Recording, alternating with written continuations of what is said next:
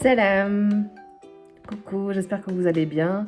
Donc je suis psy et avec tout ce qui se passe dans le monde, que ce soit le monde intérieur ou toutes les guerres et les conflits et les bêtises que l'être humain il est en train de faire sur cette planète, je suis pas parfaite, mais voilà, je me suis longtemps posé la question de comment faire pour aider les autres tout simplement, ou aider à faire évoluer un peu les consciences et la mienne aussi en parallèle.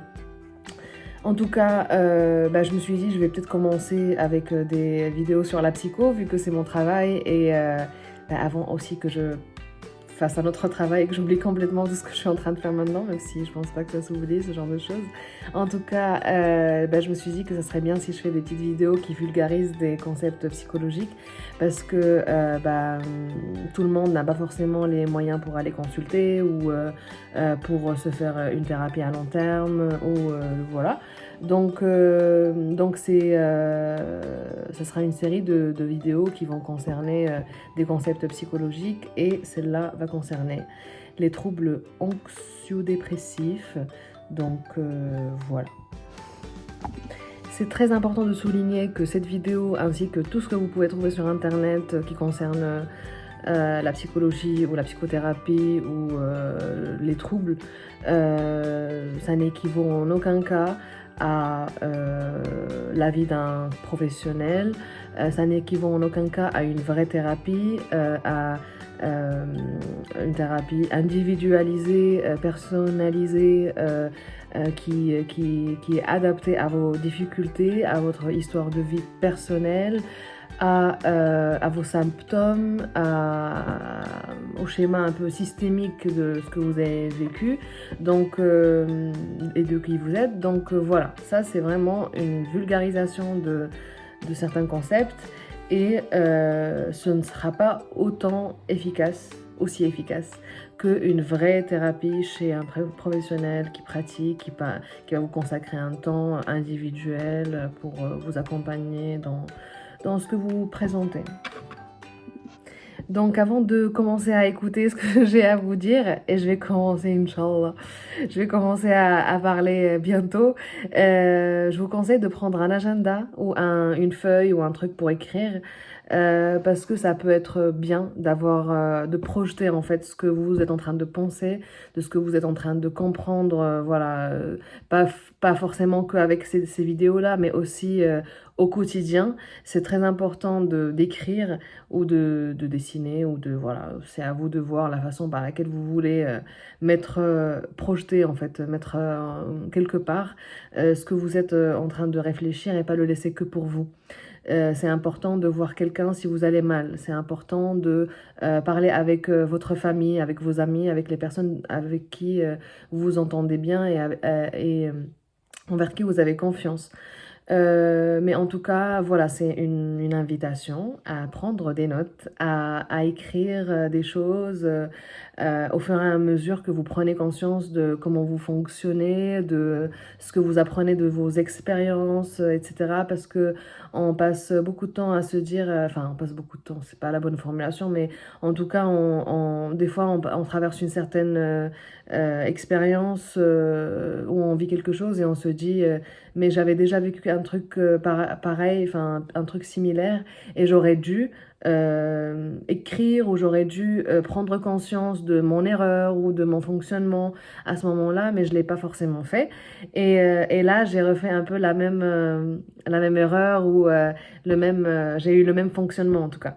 Donc c'est important d'écrire comme ça en fait vous tirez des leçons de tout ce qui est abstrait au niveau des pensées.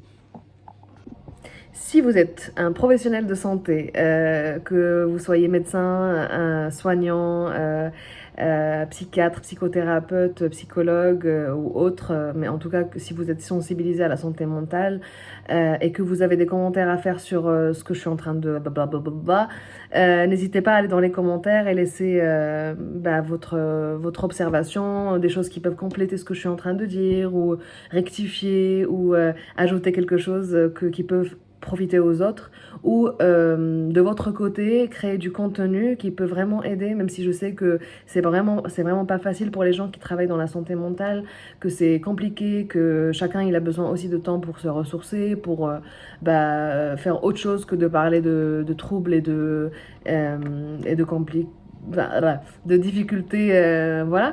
Le monde a vraiment besoin actuellement de personnes qui influencent de façon positive et de personnes qui aident les autres à se remettre en question, à douter de leur schéma tout fait, de changer de pratique, de changer de comportement, d'être de plus en plus empathiques les uns avec les autres et savoir résoudre les conflits, etc. etc.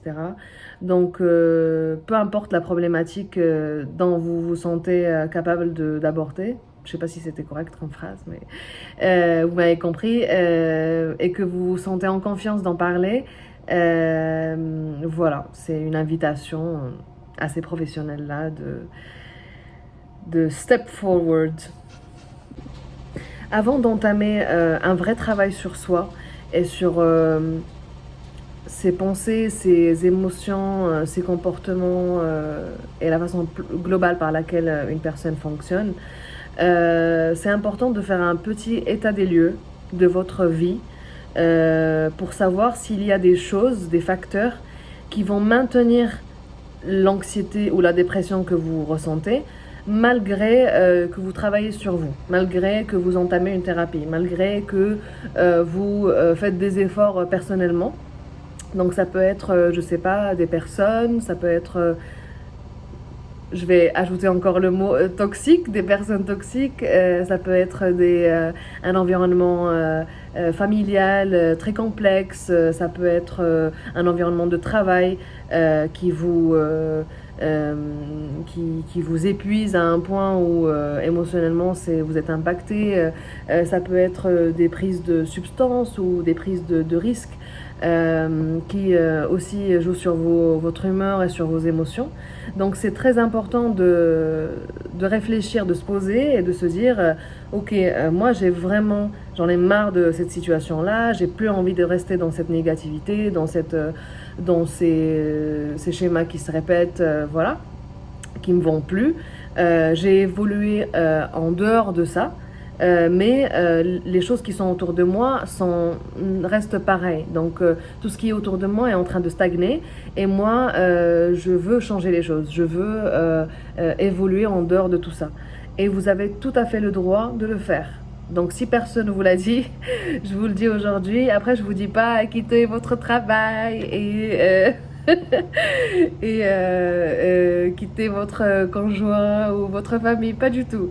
Ce que je suis en train de dire, c'est il faut absolument changer de perception de votre environnement, changer les choses, quitter un environnement toxique, bien sûr, si ça vous fait plus de mal que de bien, il faut à un moment dire stop. Mais en tout cas, voilà. Et en même temps, si vous êtes en train de vivre dans un contexte hyper traumatique, si vous êtes dans un contexte, je sais pas moi, de guerre, de conflit, et que votre environnement est tellement, comment dire, traumatique et au point de vous faire monter en émotions négatives tous les jours, bah, c'est compliqué du coup de guérir. C'est très important de considérer les aspects génétiques, c'est-à-dire une personne qui vient d'une famille où il y a beaucoup de rigidité, de besoin de contrôler les choses, de besoin d'anticiper ce qui va se passer après, un manque de flexibilité n'est pas similaire à une personne qui vient d'une famille où il y a un peu plus de flexibilité, de capacité d'adaptation, voilà. Euh, donc, au-delà des aspects génétiques, il y a aussi les aspects environnementaux. Ça fait partie de la construction sociale de la personne. Tous les processus en lien avec l'identification, le fait de construire une identité pour soi. Voilà, développer des valeurs, se dire, bah, moi, je suis quelqu'un qui aime aider les autres, ou je suis quelqu'un qui est je sais pas, qui aime le sport, ou qui aime tel aliment, ou voilà. Donc tous ces processus d'identification, d'être attaché à son identité, à ses valeurs, défendre certaines causes, ne pas vouloir appartenir à un certain groupe social, vouloir plus, voilà. Donc tous ces processus-là, ça fait que la personne, elle va, ben, par exemple, si je dis que j'aime les animaux, bah, si je vois quelqu'un maltraiter un animal, bah, je vais pas être bien. Mais si je m'en fous complètement des animaux et que je vois quelqu'un maltraiter un animal, bah, je vais pas forcément avoir des émotions négatives. Donc en fait, c'est vraiment l'identification à ses propres valeurs, à ses qualités, à ses défauts, voilà.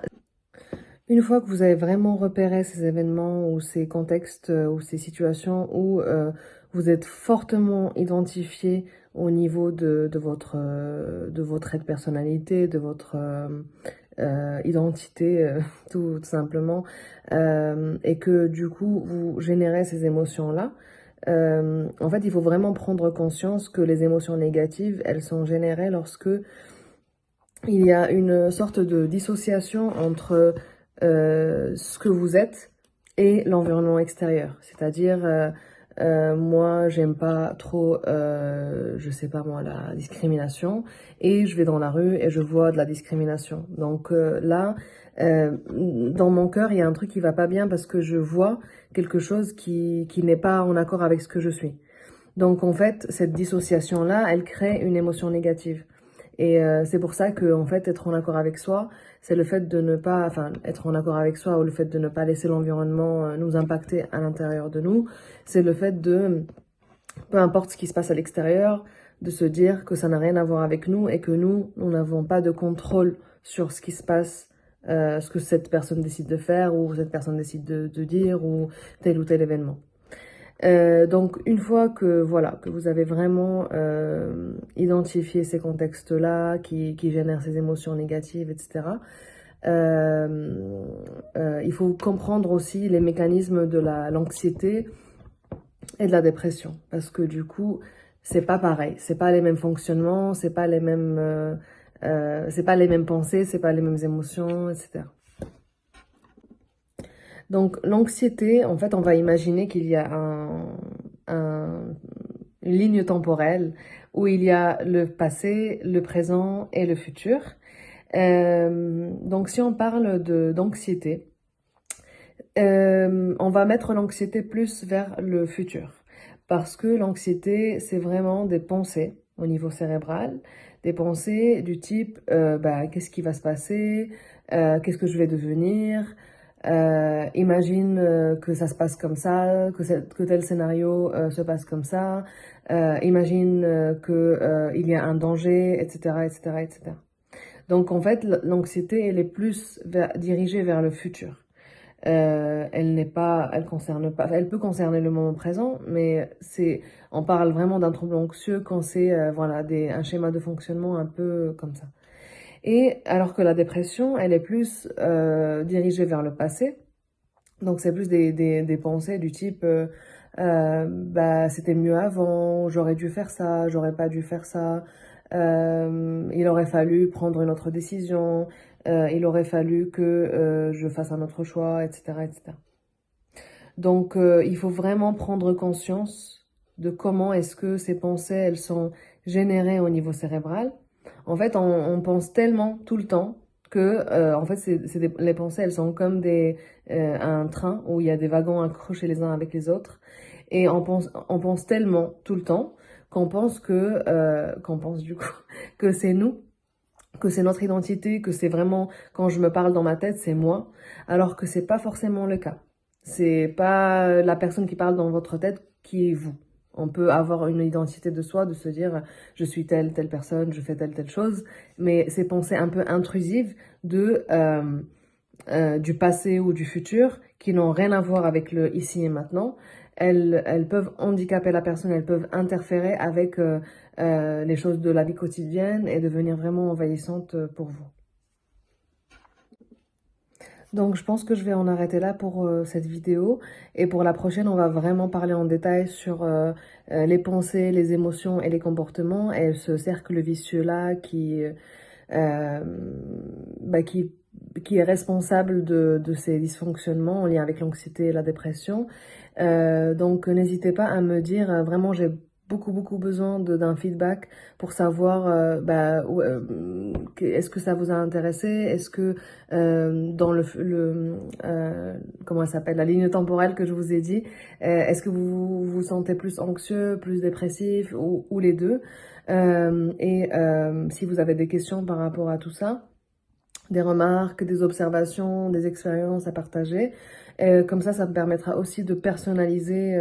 Enfin, je peux jamais personnaliser parce que chacun il a sa propre identité, son propre histoire, mais au moins de savoir de comment diriger mon discours et quel point aussi cibler parce que il y a des choses où au fur et à mesure que j'explique, ça me vient en tête et je me dis mais ça serait intéressant.